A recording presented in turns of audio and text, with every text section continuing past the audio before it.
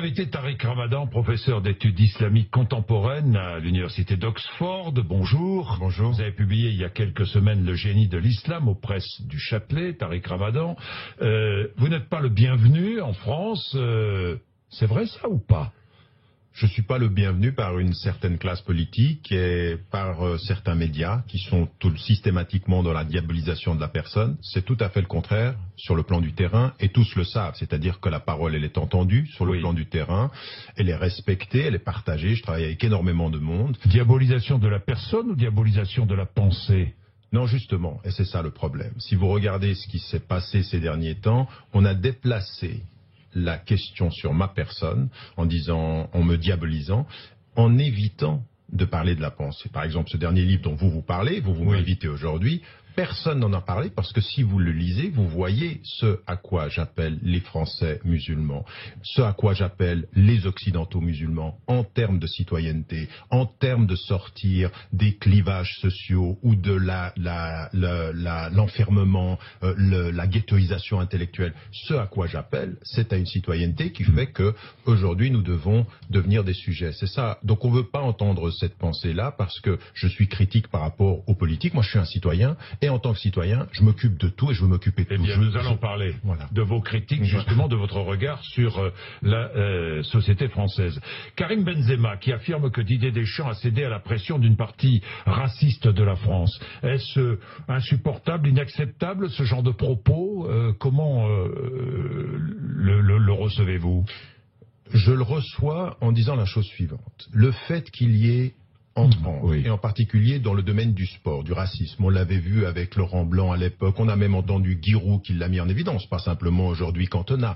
Il y a eu, et il y a aujourd'hui, au niveau même du sport, un vrai problème par rapport au racisme. Maintenant, cette question-là, avec Benzema et avec ce qui est en train de se passer avec Ben Arfa, je crois que, ça n'est pas le sujet. Je ne pense pas que ce soit juste, ni sur ce qui s'est passé, ni sur la façon dont les choses aujourd'hui sont gérées. Mais le problème aujourd'hui en France, c'est que si on laissait le sélectionneur de l'équipe de France faire son travail et qu'il n'y ait pas des interférences, qu'est-ce que Valls a à dire sur le fait qu'on sélectionne Benzema? Il a politisé l'affaire alors qu'il fallait laisser le sélectionneur s'occuper de ça. Le fait que le président de la fédération... Vous n'avez aucun doute sur Didier Deschamps. Vous êtes passionné de foot, je le rappelle. Vous avez failli être professionnel de football, vous avez entraîné une équipe en Suisse, vous avez dû choisir entre les études et le foot. C'est bien ça, Tariq Ramadan. Donc vous êtes passionné de foot. Est-ce que vous avez le moindre doute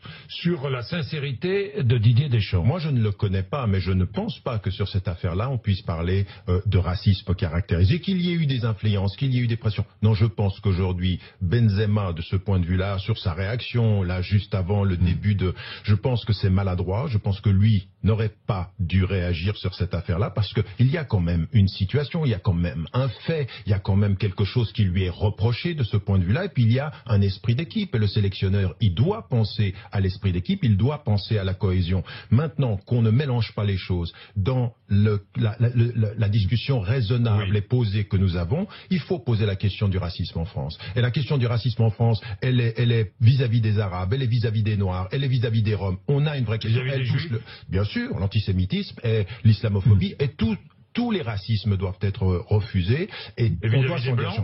Bien sûr, ça existe aussi, bien entendu. Il y a des propos qui sont absolument inacceptables dans l'essentialisation des Blancs et l'essentialisation de ce que seraient les Français. Donc un climat raciste en France qui existe, qui est réel. Il ne faut pas s'en cacher. Il ne faut pas s'en cacher. Mais il ne faut pas commencer à tout mélanger et puis sur une situation comme celle-ci, commencer à vouloir dire, je veux dire aujourd'hui l'équipe de France, elle est de toutes les couleurs. Je pense qu'il faut aujourd'hui qu'on soit... Vous savez, le problème du débat français aujourd'hui, c'est qu'on est dans une espèce de délitement de la parole politique profonde et approfondie et raisonnable, et puis on est dans une espèce d'ébullition, on passe d'une controverse à l'autre, on est dans l'émotivité, on n'est pas du tout dans le débat raisonnable.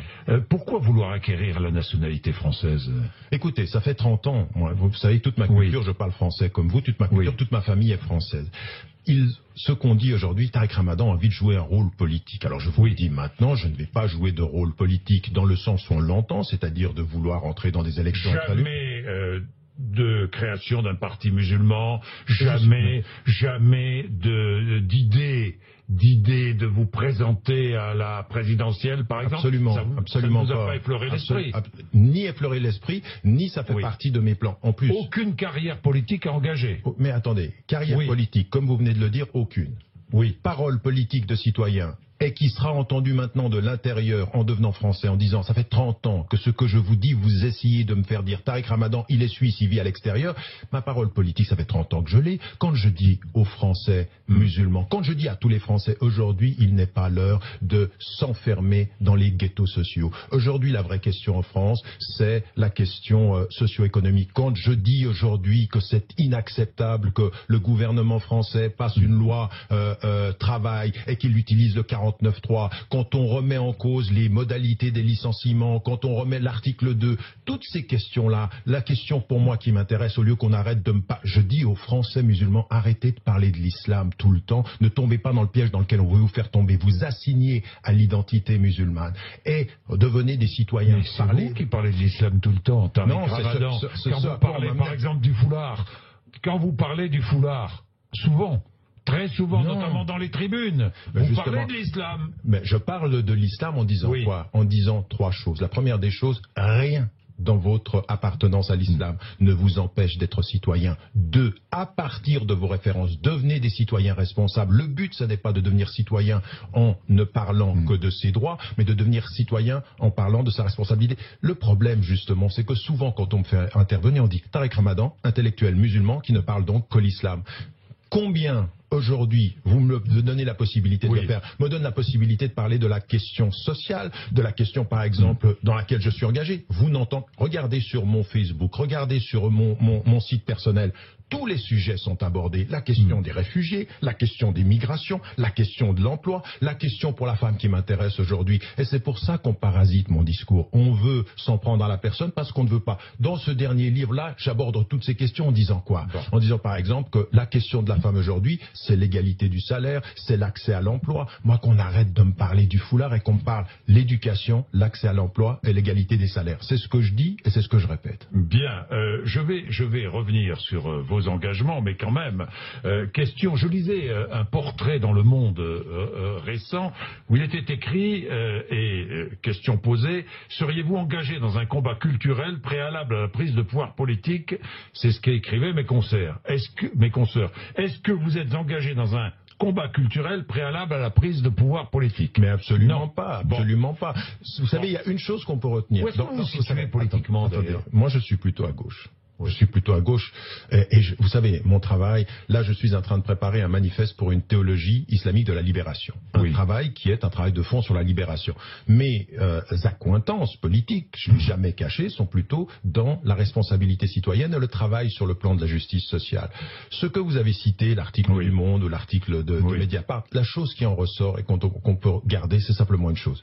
Tous on dit maintenant, il n'y a pas de double discours. Tariq n'en a pas de double discours. Il dit ce qu'il pense. Et donc, ce que je dis aujourd'hui sur cette question-là, c'est que non, je n'ai pas de projet de... Vous savez, toute ma vie, mais vraiment toute ma vie, elle s'oppose complètement au communautarisme. Moi, je suis un homme qui est parti travailler avec les chrétiens sur le plan de là-bas. J'ai travaillé avec des athées sur l'alternative. Je veux dire, moi, mon engagement, par exemple, avec ceux qui sont de Nuit debout, mon appel aussi, mon soutien par rapport à cela, il est réel. La question de l'engagement par rapport à la question de l'alternative économique ou de l'alternative sur l'environnement, mon engagement avec des gens qui travaillent sur l'environnement, il a toujours été déterminant. Mon vrai problème aujourd'hui avec ceux qui portent la parole de l'alternative politique, c'est qu'il n'y a pas vraiment d'alternative. C'est ça notre déficit, c'est qu'on sait critiquer le système, mais qu'on n'apporte pas grand-chose. Vous avez quand même dit on ne peut pas normaliser l'homosexualité, par exemple.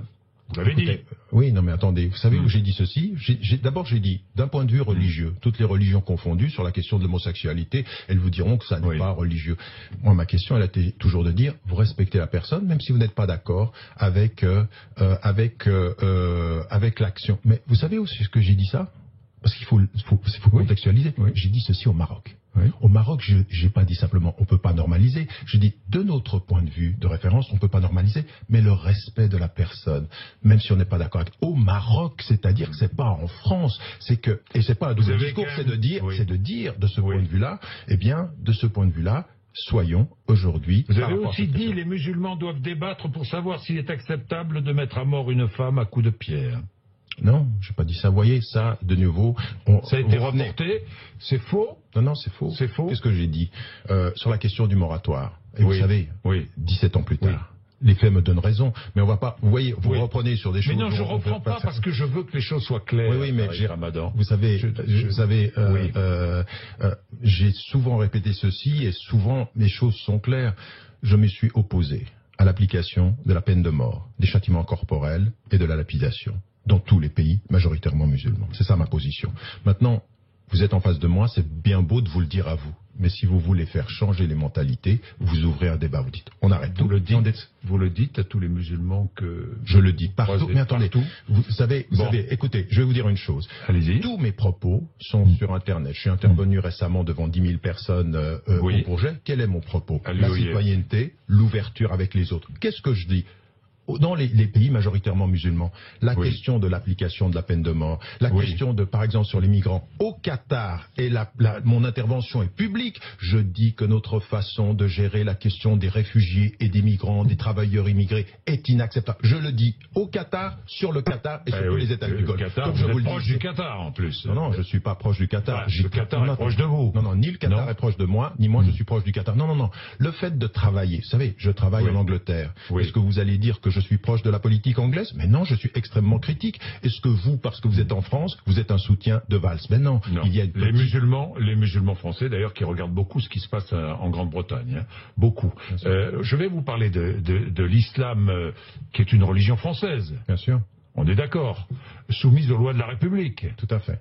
Sans aucun souci. Non seulement elle est soumise aux lois de la République, mais ce qu'on attend des gouvernements, c'est qu'ils appliquent la loi de la République et non pas à géométrie variable. Mais comment comprenez-vous cette peur de l'islam? C'est l'exemple venu d'ailleurs qui nous fait peur? Écoutez, il y a plusieurs facteurs. Une forme de radicalisation dans certains pays musulmans? Il y a de ça. Où l'altérité est traquée? Non, il y a quelque chose qui est très très profond. Il y a une question historique. La France n'a pas réglé sa question de la colonisation encore jusqu'à aujourd'hui. Et donc, celui qui est le français de confession musulmane ressemble encore à l'arabe qu'on avait colonisé et on n'a pas réglé. C'est quelque chose qui fait partie de la psychologie profonde, de presque l'inconscient collectif, encore un peu conscient aujourd'hui. Un deuxième élément, c'est qu'il y a des paramètres. Regardez la classe politique que nous avons aujourd'hui et regardez qu'est-ce qui mène le courant politique premier. C'est ce rapport à l'identité étriqué parce qu'on a la globalisation, parce qu'on a l'Europe. Et l'islam fait partie de ça. Ça fait partie, c'est cette perception d'un élément étranger qui s'installe en France. Ajoutez à cela la question de la violence, c'est vrai. Ajoutez à cela le fait que ceux qui parlent aujourd'hui en France par rapport à la question de l'islam sont souvent soit des gens qui sont exogènes, soit ils sont choisis par le gouvernement. Aujourd'hui, j'aimerais vous dire une chose, parce que moi je suis l'arbre qui cache la forêt. En France aujourd'hui, vous avez une jeune génération de femmes et d'hommes qui parlent le français comme vous, qui comprennent la France comme vous, qui sont de tradition musulmane, qui aiment la France comme moi, qui aiment la France comme vous, et en l'occurrence, ils ont une loyauté critique. Eh bien, il faut les entendre. Eux, il faut les entendre parce qu'ils viennent vers moi, par exemple. Maintenant, vous le savez, le climat en France est un peu délétère. Il est très très pesant. Le gouvernement actuel, qui est en totale perdition, qui est abyssalement médiocre, eh bien, est en train de déplacer la question sur la question d'identité. Et les gens le sentent, ils sentent on est en train de s'en... C'est pour ça que vous savez, quand par exemple Benzema, sur la question du foot, il dit il y a une atmosphère. Il a raison sur l'atmosphère, il a tort sur le fait dont on a parlé tout à l'heure. Mais aujourd'hui, moi ce que je dis à ces jeunes-là, c'est attention, ne tombez pas dans ce pessimisme, ne tombez pas dans cette volonté de retrait et exprimez-vous en tant que citoyen. Vous savez, je disais à ces musulmans, et je le répète tout le temps, occupez-vous de tout en tant que citoyen. Quand vous êtes élu, pourquoi est-ce qu'on vous met dans... Vous occupez des jeunes des banlieues, vous occupez de... Non, occupez-vous du budget, occupez-vous de l'environnement, soyez partout. Aujourd'hui, il y a chez les jeunes un la moment religion tout à fait... au service de la République. Non, oui, de toute façon, ça, oui. en termes éthiques, éthiques, c'est la religion au service de la République, mais c'est pas ça la question. Oui, la question, c'est que vous savez, les jeunes imams, il y a de jeunes imams en France qui sont français, qui sont nés en France, qui aujourd'hui prêchent différemment. Qui aujourd'hui attire des jeunes. Pourquoi? Parce qu'avant, les imams venaient d'ailleurs parler un arabe que personne ne comprenait. Exactement. Hein? Mais qu'est-ce qu'ils disent? Qu'est-ce qu'ils disent? Comme je le dis aux jeunes. Les prêches doivent être faits en français d'ailleurs. Les prêches doivent être faits en français. La formation doit être faite en français. Systématiquement. Les prêches doivent être faits en français et ils le sont de plus en plus. Et les jeunes imams dont vous parlez, qu'on ne voit pas dans les médias suffisamment, aujourd'hui, qu'est-ce qu'ils disent? Ils disent exactement ce que je dis depuis 30 ans. Ils disent, soyez des Français, engagez-vous, devenez des citoyens, en disant une chose très très importante. Rien dans votre appartenance à l'islam ne vous empêche d'être dans l'appartenance à la République. Mais vous savez, en même temps, il y a quelque chose qui est très important dans la citoyenneté, c'est que ne demandez pas systématiquement aux citoyens français de confession musulmane d'être dans la justification. Quand ils vont s'ouvrir à la question politique, on doit comprendre qu'ils peuvent être critiques sur tout, c'est-à-dire que ma loyauté par rapport à l'État, elle est de pouvoir dire que la politique de l'État est mauvaise. Attendez, ma loyauté par rapport à l'État, c'est de pouvoir dire, et c'est pour ça que moi, on n'a pas envie de monter. On parasite mon discours quand je dis, par exemple... Pourquoi on vous empêche d'être français? On vous empêche d'être français? Là, Valls, il s'est occupé de ce dont il ne devait pas s'occuper. C'est pas la première fois, il s'occupe de football, et là, maintenant... Il est hors la loi, la Valls? Il est en dehors des limites de sa fonction. Ce n'est pas un Premier ministre de dire si oui ou non je mérite la nationalité française. Il y a un droit en France et l'état de droit d'être respecté, même par le Premier ministre, surtout par le Premier ministre, mais il est dans l'émotif, il est dans la crispation. Il va utiliser ceci de façon... c'est totalement déplacé, son intervention, en particulier juste avant de partir en Israël. Mais pourquoi en même temps? Pourquoi je vous dis ceci? Parce que vous avez aujourd'hui, vous parliez de ces jeunes, cette génération qui est en train de venir. Et cette génération, elle va sortir des ghettos. Elle est en train de sortir des ghettos. Elle est sortie des ghettos sociaux. Elle est dans l'alliance avec des concitoyens. Il y a énormément de concitoyens français qui nous entendent. Et il faut aussi qu'on comprenne qu'ils ont le droit à une politique, une attitude politique critique. Quel doit être leur rôle pour lutter contre l'islam violent, contre la radicalisation de ces jeunes Français? Et c'est vrai, moi j'ai une femme que vous connaissez, qui est grand reporter, qui travaille sur ces questions-là actuellement en France, qui a rencontré ces jeunes imams français qui lui ont parlé de cet islam violent. Quel doit être leur discours? D'abord, le discours, il est assez clair. Et là aussi, ce sont des choses que moi j'ai beaucoup répétées. Le refus, la condamnation de cette violence-là. Mais vous savez, je vais vous surprendre. Si on passe son temps à demander aux musulmans, chaque fois qu'ils apparaissent comme citoyens, mais vous, en tant que musulmans, qu'est-ce que vous pensez de la violence? Qu'est-ce que vous pensez du foulard? Qu'est-ce que vous pensez de l'homosexualité? Vous les mettez dans une situation de défensive, vous les assignez à leur identité, qui est perçue par vous comme première, qu'est l'islam. Non, ils sont citoyens. Et vous savez ce que je leur dis, moi, aux Français de confession musulmane, d'ailleurs à vous, en tant que concitoyens, si j'étais français et concitoyen européen, c'est de dire la chose suivante. N'apparaissez pas sur la scène sociale et politique que quand on parle de l'islam. Apparaissez sur la scène sociale et politique dans tous les sujets. Le meilleur moyen de normaliser cette citoyenneté, c'est d'être dans l'éducation, c'est d'être dans la question sociale, c'est d'être dans la question des femmes, du genre, c'est d'être partout. Moi, c'est ça qui m'intéresse aujourd'hui. C'est ce message-là que les imams doivent transmettre aux jeunes Français musulmans, convertis ou pas, vous savez, je vais viennent les écouter. Mais bien sûr, à tout le monde, ils doivent. Et ils le font, c'est ça. Votre femme qui est sur le terrain, sans doute, elle en rendra compte. C'est-à-dire que ce discours-là, il apparaît aujourd'hui. Et je vais vous dire une chose, le débat tendu au niveau de la capitale entre l'élite politique ne correspond pas aux dynamiques profondes et historiques. Et moi, c'est ce à quoi, vous savez, il y a beaucoup de jeunes aujourd'hui et de moins jeunes en France qui ont vraiment le sentiment qu'on n'y arrivera pas en France. Et moi, ce que je leur dis, non, soyez sujets. C'est le contraire qui est en train de se passer. En fait, vous êtes des sujets de la République. Même si l'islam est une religion de conquête.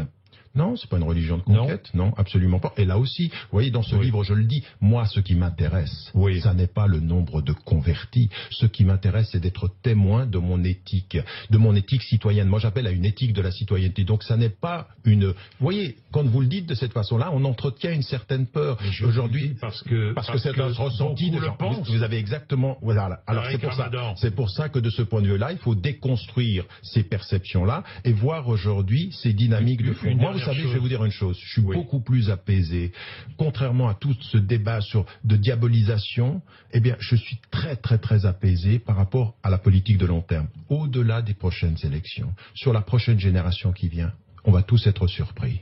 On va tous être surpris de cette jeunesse qui est citoyenne, qui comprend ses responsabilités, qui comprend très très bien la France et qui n'est pas du tout dans la démarche uniquement défensive vis-à-vis du racisme ou de l'islamophobie. Non.